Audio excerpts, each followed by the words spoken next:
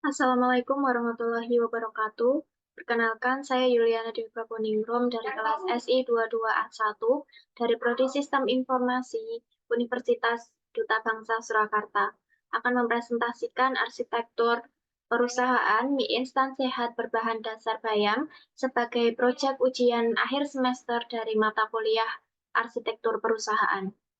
Arsitektur perusahaan mie instan bayam disusun oleh saya sendiri, Yuliana Dewi Proponingrum, dengan NIM 220101041. Latar belakang. Produk mie hijau memilih menggunakan bahan dasar berupa sayur bayam karena tinggi kandungan nutrisi.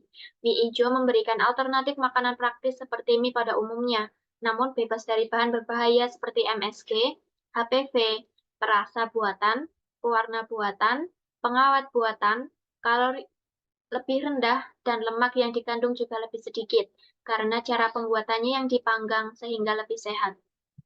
Visi perusahaan mie instan kami yaitu menjadi pionir dalam sektor makanan sehat. Kami menyajikan produk mie instan berbahan dasar sayur bayam tanpa pengawet dan bahan berbahaya begitu pun lainnya. Menyediakan alternatif makanan yang praktis, kaya nutrisi, lezat, dan berkelanjutan bagi semua orang. Misinya yaitu yang pertama, terus mengembangkan produk mie instan berbahan dasar bayam yang berkualitas tinggi, sehat, dan lezat. Yang kedua, berinvestasi dalam penelitian dan pengembangan untuk menciptakan variasi rasa dan kemasan yang menarik. Yang ketiga, mengutamakan kualitas bahan baku dengan memastikan pasokan bayam segar dan berkualitas. Yang keempat, menggunakan proses produksi yang cermat dan kontrol mutu ketat untuk memastikan produk yang konsisten dan aman. Selanjutnya yaitu nilai perusahaan, meliputi yang pertama nilai integritas. Kami menerapkan peraturan perusahaan yang sesuai dengan standar yang memiliki rasa kejujuran dan hormat.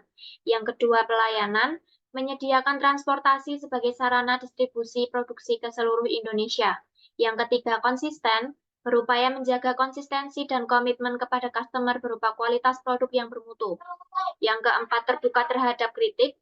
Kami menerima kritik dari setiap pelanggan untuk meningkatkan kualitas produk.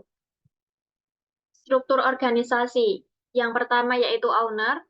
Owner bertanggung jawab terhadap seluruh aset perusahaan, baik aset finansial maupun aset lainnya, serta menguji cobakan dan menyiarkan keberhasilan strategi dan program yang diimplementasikan untuk menentukan keberhasilan dalam bidang yang perlu ditingkatkan. Di bawah owner ada unit marketing, bertanggung jawab untuk memahami kebutuhan pelanggan, melakukan riset pasar, dan bekerja sama dengan berbagai departemen untuk mencapai tujuan pemasaran perusahaan. Selanjutnya yaitu unit operasional. Unit operasional bertanggung jawab untuk efisiensi operasional, pengelolaan sumber daya, kontrol kualitas, dan pemeliharaan infrastruktur operasional. Dalam beberapa organisasi, unit operasional juga terlibat dalam manajemen rantai pasok dan peningkatan proses kerja secara keseluruhan. Di bawah unit operasional yaitu produksi, produksi bertanggung jawab untuk memastikan bahwa produk atau layanan produksi sesuai dengan standar yang ditetapkan dan waktu yang ditentukan, serta dengan menggunakan sumber daya yang efisien. Pemeliharaan peralatan dan pemantauan keselamatan kerja juga seringkali menjadi bagian dari tanggung jawab produksi dalam unit operasional. Di bawah produksi ada logistik. Logistik di sini bertanggung jawab untuk memastikan efisiensi rantai pasok, pemantauan inventaris, dan pemecahan masalah terkait pengiriman, keselamatan, dan keamanan dalam distribusi juga menjadi perhatian logistik dalam unit operasional. Di bawah logistik ada gudang. Gudang bertanggung jawab untuk menjaga ketepatan persediaan, memproses pesanan dengan cepat, dan memastikan keselamatan dan keamanan lingkungan gudang. Pemeliharaan peralatan dan pelaporan inventaris juga seringkali menjadi bagian dari tugas gudang dalam unit operasional. Unit selanjutnya yaitu unit SDM atau unit sumber daya manusia. Unit SDM bertanggung jawab mengenai rekrutmen, pengembangan karyawan, manajemen kerja, dan masalah SDM lainnya. Adapun tugas dari staf SDM yaitu yang pertama, menjalankan proses rekrutmen, mewawancarai calon karyawan, dan mengelola aspek administratifnya. Yang kedua, menangani catatan karyawan, perubahan status pekerjaan, dan administrasi ketenagakerjaan lainnya. Yang ketiga, mengelola sistem gaji, manfaat, dan program insentif, serta memberikan informasi kepada karyawan terkait. Yang keempat, mengkoordinasikan program kesejahteraan termasuk asuransi kesehatan dan layanan bantuan karyawan. Yang kelima, memastikan kepatuhan terhadap peraturan ketenagakerjaan dan memahami hukum ketenagakerjaan yang berlaku. Unit selanjutnya yaitu unit keuangan. Unit keuangan bertugas mengkoordinasikan penyusunan anggaran, pertanggungjawaban pelaksanaan anggaran, melaksanakan penatausahaan keuangan dan sarana, serta menyusun pertanggungjawaban administrasi keuangan perusahaan. Adapun tugas dari staf unit keuangan yaitu yang pertama, melakukan pengaturan keuangan perusahaan, yang kedua, berhubungan dengan pihak internal maupun eksternal terkait dengan aktivitas keuangan, yang ketiga, membuat laporan aktivitas keuangan perusahaan. Adapun SDM yang perusahaan kami miliki yaitu yang pertama, Yuli dan Lisna sebagai penyedia bahan-bahan baku utama. Yang kedua yaitu Nabil dan Meli bertugas di bagian pemeriksaan dan pencampuran bahan mentah. Yang ketiga ada Sony dan Tika bertugas dalam pengecekan pembuatan mie instan dengan menggunakan mesin pembuat mie instan. Yang keempat ada Siska sebagai pemeriksa kualitas mie instan yang dihasilkan. Yang kelima Tono dan Sulis bertugas di bagian pengemasan dan pengiriman mie instan ke agen distributor. Pemasaran yang telah kami lakukan yaitu yang pertama, pemasaran lokal melalui kolaborasi dengan supermarket dan minimarket lokal untuk memperluas jangkauan pemasaran produk. Yang kedua, menciptakan branding dengan membangun citra merek yang berkualitas dan keberlanjutan produk. Yang ketiga, pemasaran online melalui iklan online, website resmi, dan online shop sehingga dapat menjangkau konsumen secara luas. Selanjutnya yaitu strategi pengembangan produk yang telah kami lakukan, yaitu yang pertama, strategi pengembangan produk dengan terus melakukan penelitian dan pengembangan untuk menghasilkan variasi rasa dan jenis produk yang menarik, termasuk mie instan dengan saus dan bahan tambahan sehat lainnya. Yang kedua, strategi branding. Kami membangun merek yang kuat yang terkait dengan kualitas dan keberlanjutan, menekankan pada bahan baku sayur alami dan tanpa pengawet dapat menjadi bagian penting dalam citra merek. Yang ketiga yaitu strategi penetapan harga. Kami menetapkan harga yang bersaing sebanding dengan merek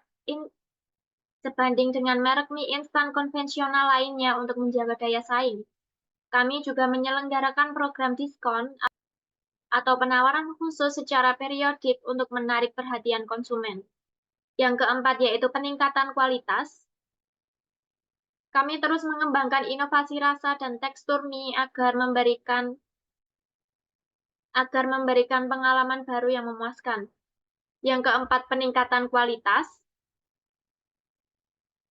Kami menggunakan bahan baku termasuk sayur bayam yang berkualitas tinggi untuk memastikan nutrisi serta kebersihan produk. Yang kelima yaitu marketing. Kami menjalankan kampanye promosi yang kreatif, termasuk iklan televisi, kolaborasi dengan influencer, serta konten menarik di media sosial. Kami juga memastikan distribusi produk yang efisien untuk dapat diakses oleh konsumen di berbagai lokasi. Yang keenam yaitu kemitraan. Kami berkolaborasi dengan retail terkenal dengan menggandeng toko-toko atau supermarket untuk meningkatkan visibilitas dan aksesibilitas produk di pasaran, serta menjalin kemitraan dengan petani lokal untuk memastikan pasokan bahan baku yang berkualitas serta berkelanjutan. Yang ketujuh yaitu diversifikasi produk. Kami terus mengembangkan berbagai varian rasa dan kemasan untuk memenuhi kebutuhan dan selera konsumen yang beragam. Kami juga menyajikan paket bundling sehingga memiliki nilai tambah bagi konsumen serta lebih hemat. Bisnis lainnya yang telah berkolaborasi dengan perusahaan mie instan kami yaitu yang pertama, ada Warmindo atau warung makan. Warmindo atau warung makan dapat menjalin kemitraan dengan kami dengan produsen mie instan untuk menciptakan menu mie instan yang unik atau mengintegrasikan produk mie instan sebagai opsi menu. Yang kedua yaitu supermarket dan minimarket. Kami menjalin kerjasama dengan toko-toko retail, merupakan salah satu langkah strategis. Produk mie instan dapat ditempatkan secara strategis di rak-rak supermarket atau minimarket untuk meningkatkan kemudahan terjangkaunya dan visibilitas produk. Yang ketiga yaitu penyedia layanan catering. Penyedia layanan catering dapat menambahkan mie instan sehat ke dalam menu catering mereka. Ini dapat menjadi alternatif menarik untuk acara-acara tertentu. Yang keempat yaitu hotel atau resort. Hotel atau resort dapat menyediakan mie instan sebagai pilihan menu cepat saji di restoran mereka, atau bahkan menyertakan dalam paket makanan. Yang pertama yaitu kebutuhan biaya investasi dengan uraian seperti gambar, dengan total biaya yaitu sebesar 635 juta rupiah. Selanjutnya biaya bahan baku, dengan rincian seperti pada gambar, dengan total per 1 bulan yaitu sebesar 20 juta rupiah.